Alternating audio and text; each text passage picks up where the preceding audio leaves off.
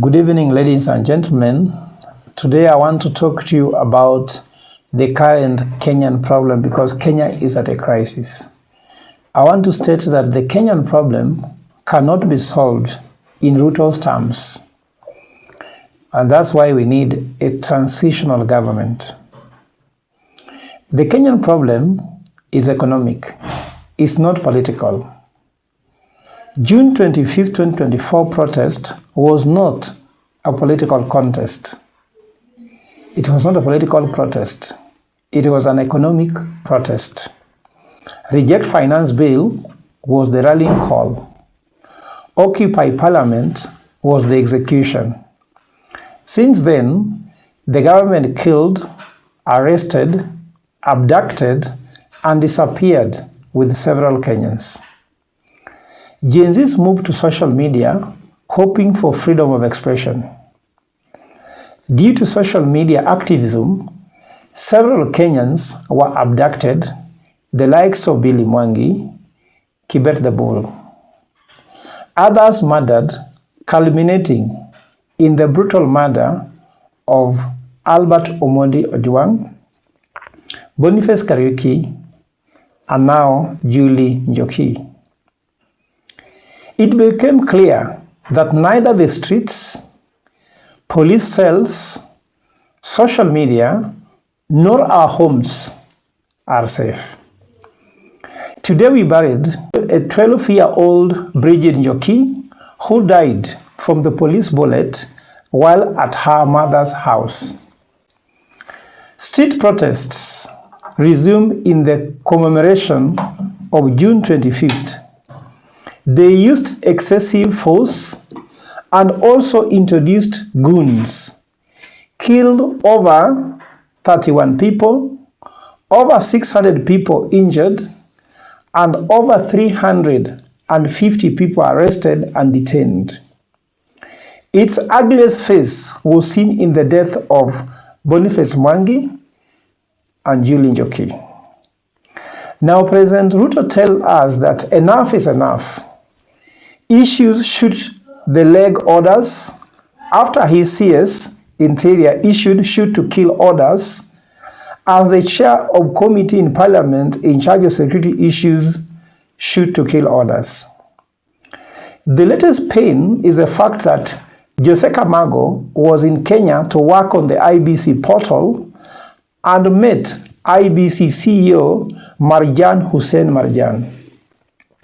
This happened as Ruto team disabled the judiciary portal to ensure no petition was filed to challenge the illegitimate IBC swearing-in ceremony. Our petition to challenge the selection panel of IBC without the consultation and concurrence with opposition and with no public participation was put to be heard in September by the High Court, knowing very well the swearing-in is taking place in July.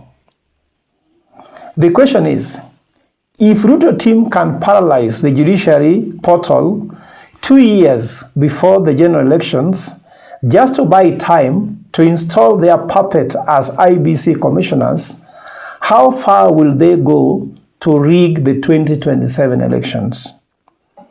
We have every reason to not only be worried, but to be very worried about this regime's preparedness to bend the will of the Kenyan people in the 2027 polls, given the fact that this regime has stolen a lot of money in all sectors.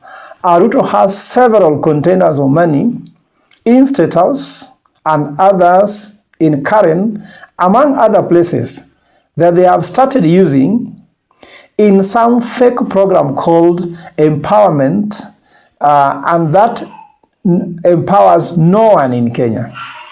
In Kisumu, for instance, youths are being given 500 shillings each every day there is maandamano to pacify them, and the pattern is clear in other places in the country.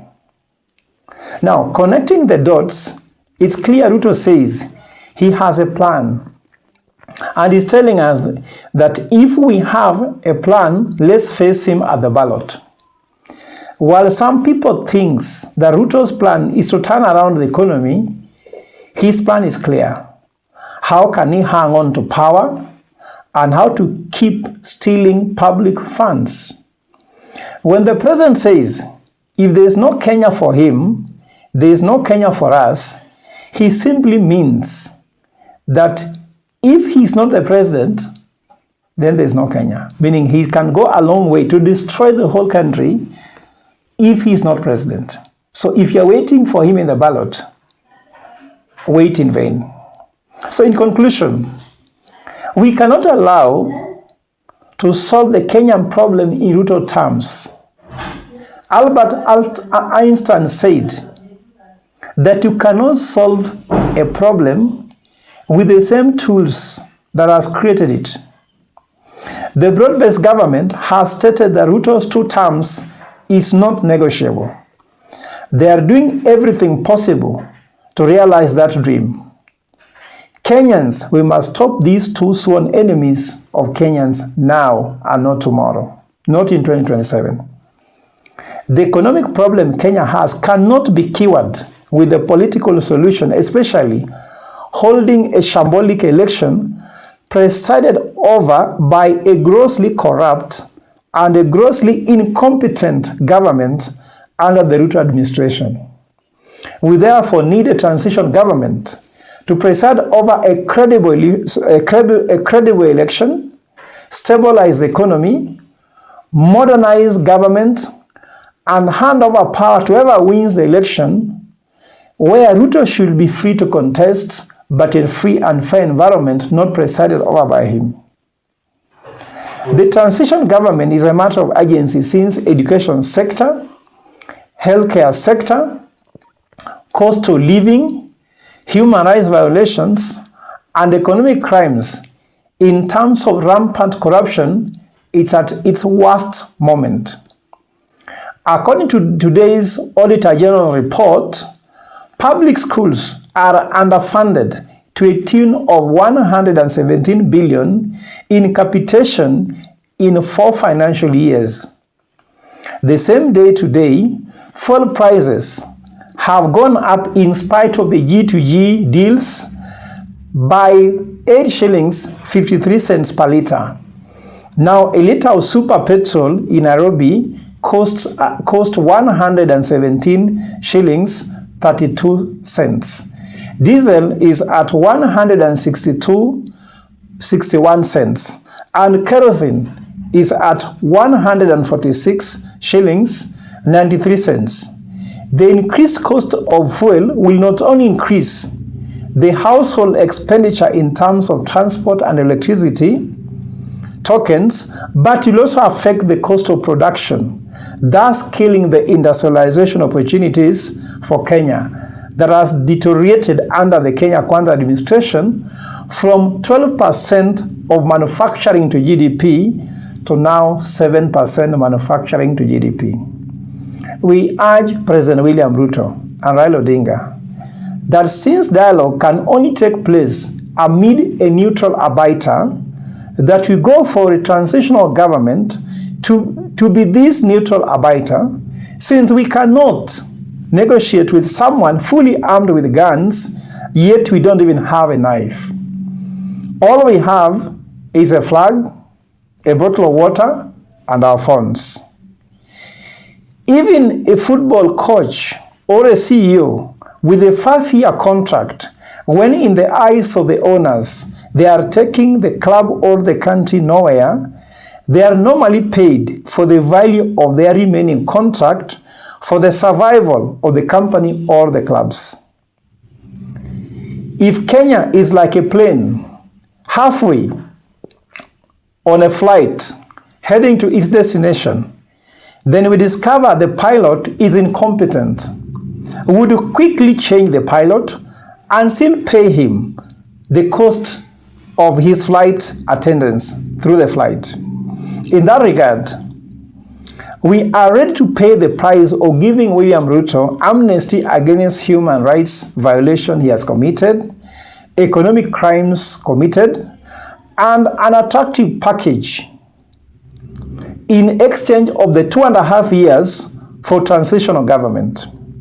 The main role of a transitional government would be to stabilize the economy, provide an enabling environment for free and fair elections, restore the rule of law, national security, and carry out reforms necessary to put Kenya back to the path to prosperity and birth the Kenyan dream. Let us note that every vote that was cast carried with it Kenyan aspirations, which has not been fulfilled, is not being fulfilled. Kenya Kwanza has neither the intention nor the capacity of fulfilling these, hence it won't be fulfilled.